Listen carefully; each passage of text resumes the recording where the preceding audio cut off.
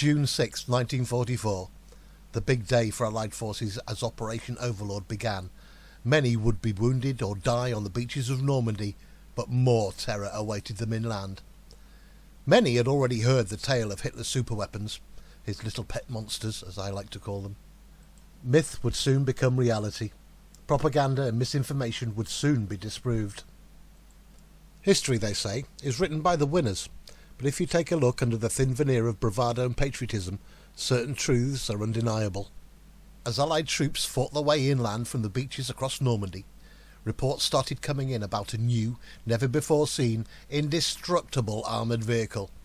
The troops may not have seen them before, but the Ministry of Defence certainly had. Through a network of spies across Germany, British and American High Command knew of this new threat as early as 1943, when production first began. This new beast was the Tiger II, the King Tiger, the Königstiger, the Panzerkampfwagen Tiger aus B, or what the unholy is that, as the troops called it. Allied forces had come across its older brother, the Tiger I, in Africa, Italy and the Soviet Union.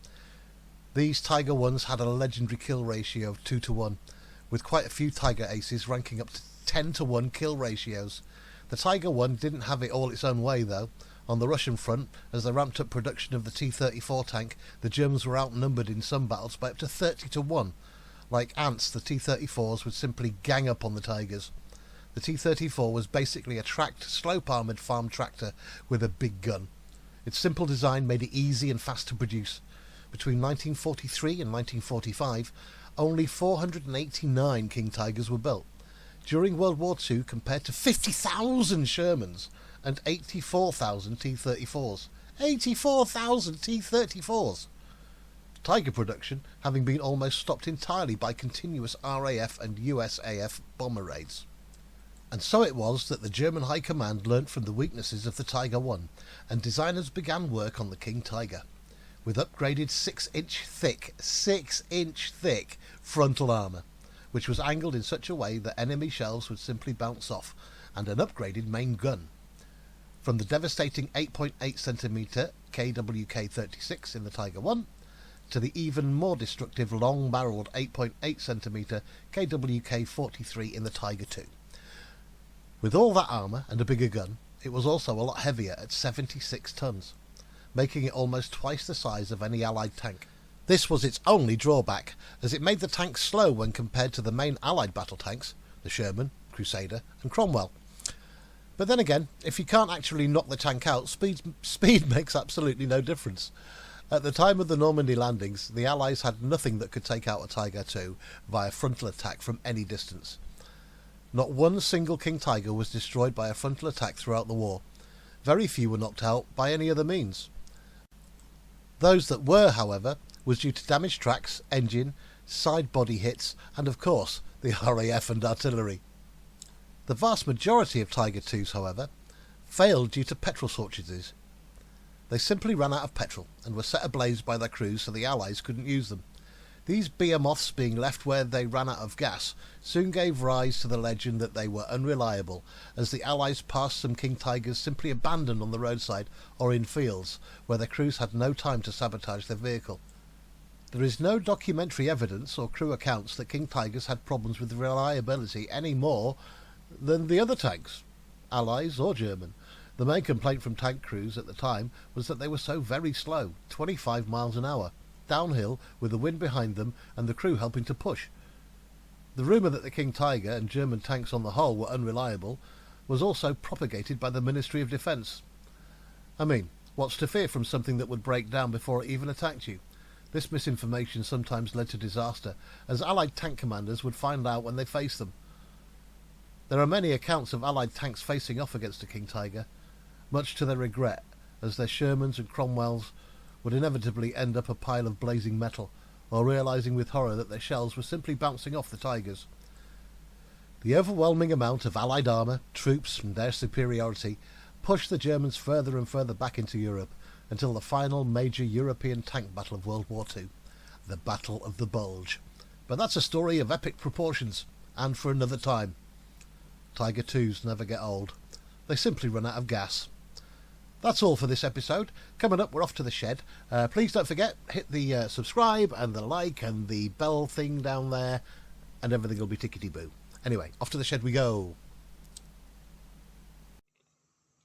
Hello, YouTube.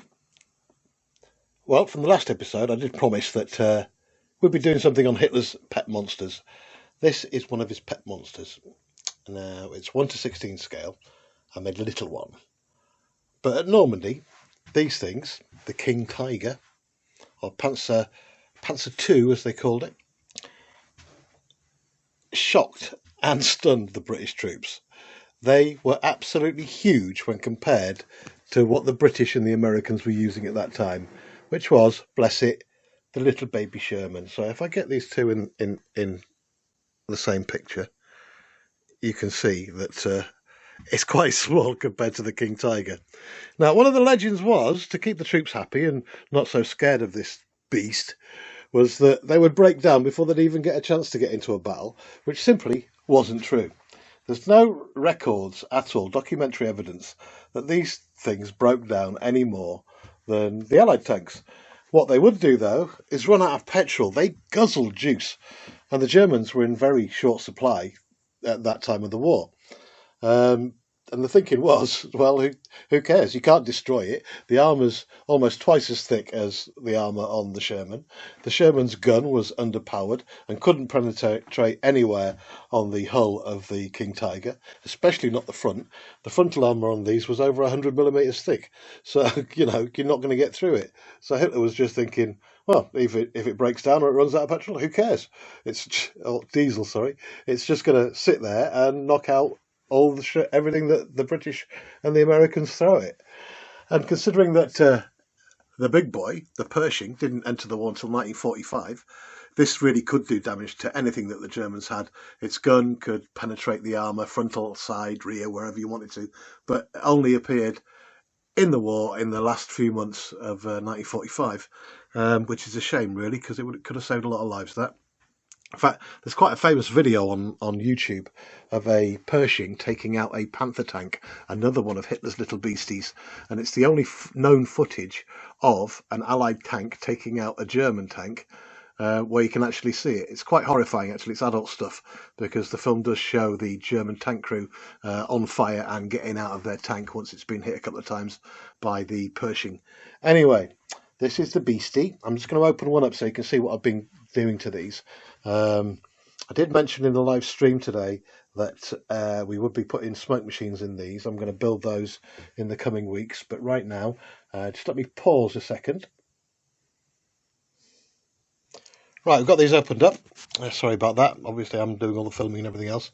This is the tank that I do all my mods on initially before I transfer them to this one, which is a bit more finished and a bit more professional looking. You can see all the Tamai insides there, the control unit, where the battery goes, and the little receiver for the transmitter. On this one, mods I've yet to apply to the other tank is these tend to, once you've got metal tracks on and you start adding metal, and you start adding more metal to these, they get heavier and heavier, and the metal tracks do add a serious amount of weight. I would imagine the current weight of this is about 8 kilos. So it's a lot for these little 380 motors to do. So I don't know if you can see the actual gear down mechanism that I've added. Maybe it's on this one. There we go. Now the black unit with the nylon cogs, that is a propeller gear down mechanism. They're about a couple of quid off of eBay. It saves paying 80-90 quid for a proper one of these. I think 270 was the price I was quoted for a full setup gearing mechanism for these to run metal tracks, which is a lot of money right now, to be honest. So that I'm going to build that particular mechanism into this one as soon as I get time. Now, all the switching's there for the smoke machine once I get that put in. These really are incredible when they're running. I'll show you them running later. But as I say, these kind of suffer from the same problem that in World War II, in that the battery doesn't last long because they're so damn heavy. I think these weighed about 75 tons compared to the 30-40 tons of the Sherman. So really heavy machines, and you could tell, like, you know, the troops that hit Normandy, they were just working their way inland, they'd done really well on the beaches of Normandy, then all of a sudden in a field, there's one of these damn monsters. Put the lid back on. Also added to these, we've got some real metal tow cables, and these do tow each other around the garden sometimes when I'm feeling like it. I am such a big kid. All the spare tracks on the side of the turret, all pinned, all removable. Give it a different look as it's shooting around the garden. Another thing on these, and with these tanks, quite inventive for the Germans, they had torsion bar suspension on them. I don't know if you can see there, this is an aftermarket.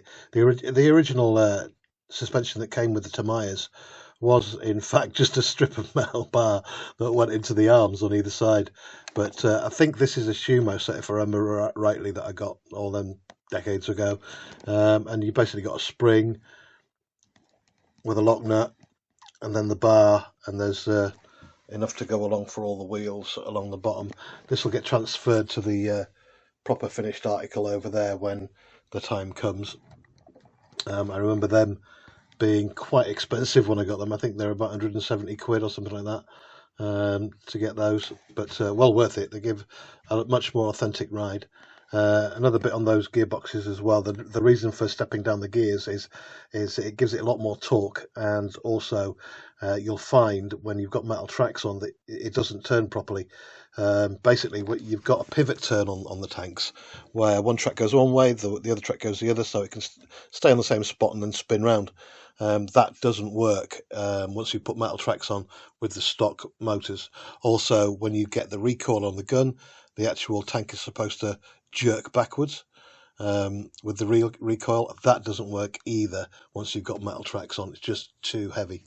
The reason for the metal struts as well across the rear and the front on the proper finished one is to strengthen the hull as well. When you've got the metal when you've got the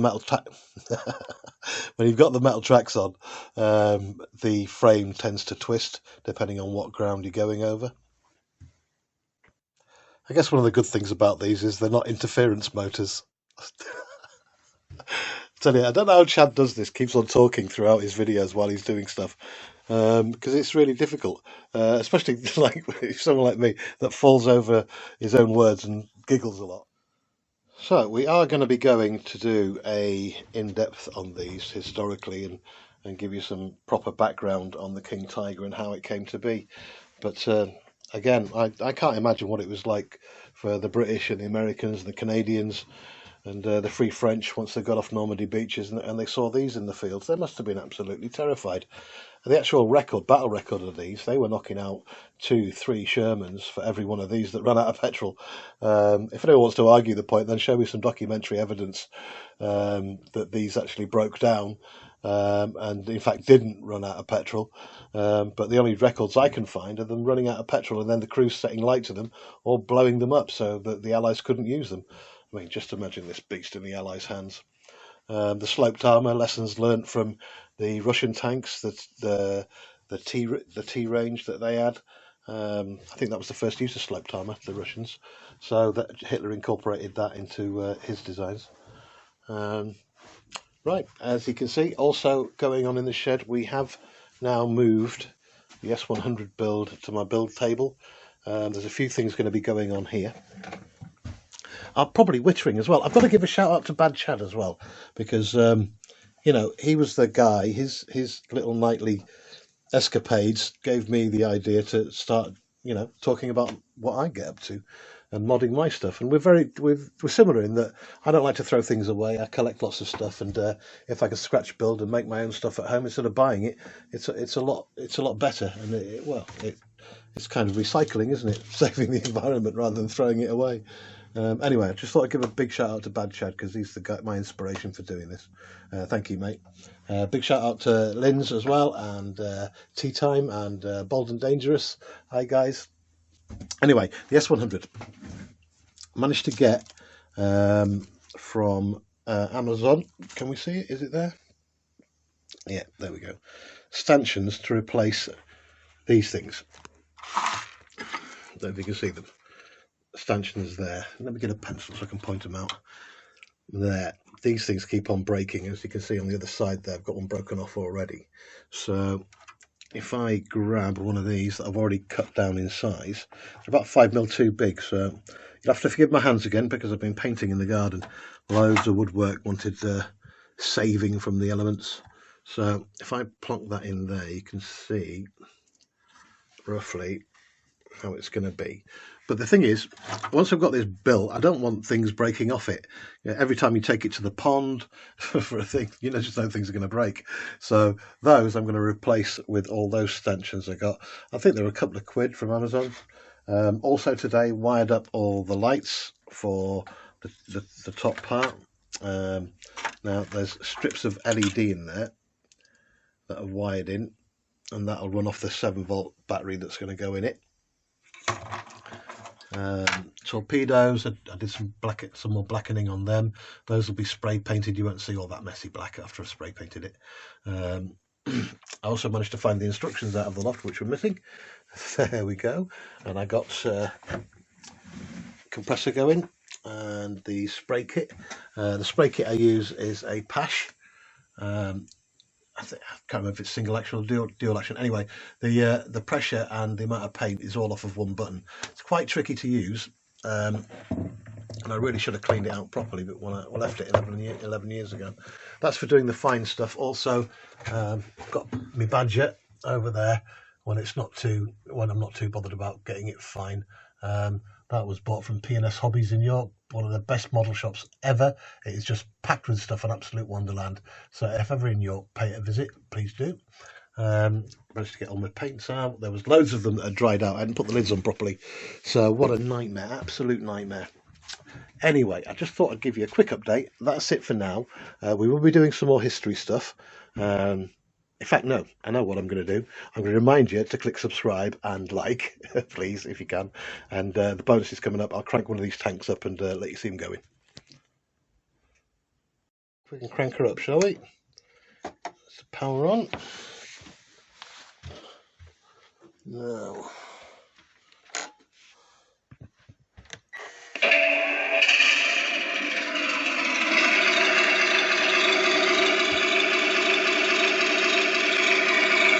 As you can hear, incredibly noisy.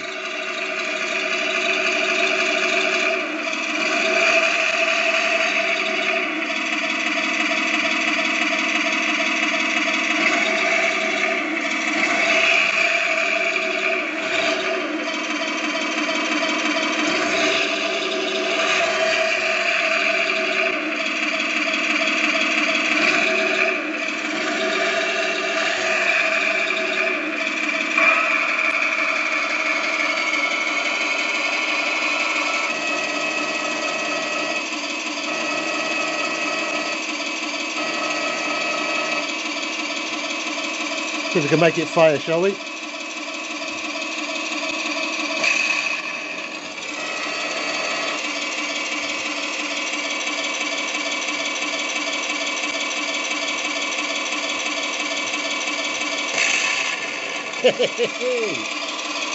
It's also got a machine gun on it. Hang on, let me turn her around.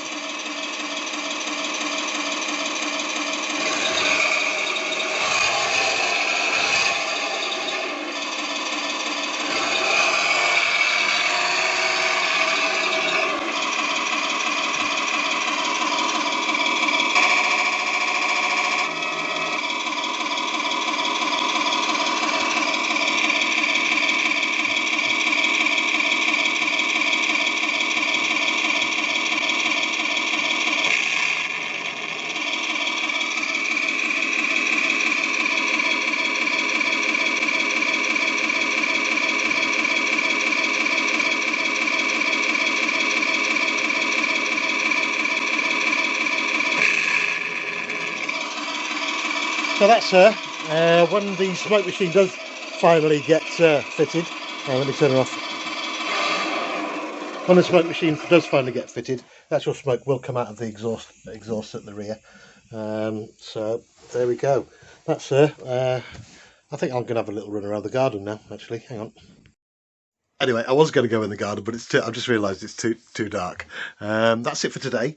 Once again, hit the subscribe, hit the likey thing, the belly thing, and we'll do some more. And I'll see you next week. Thanks for watching.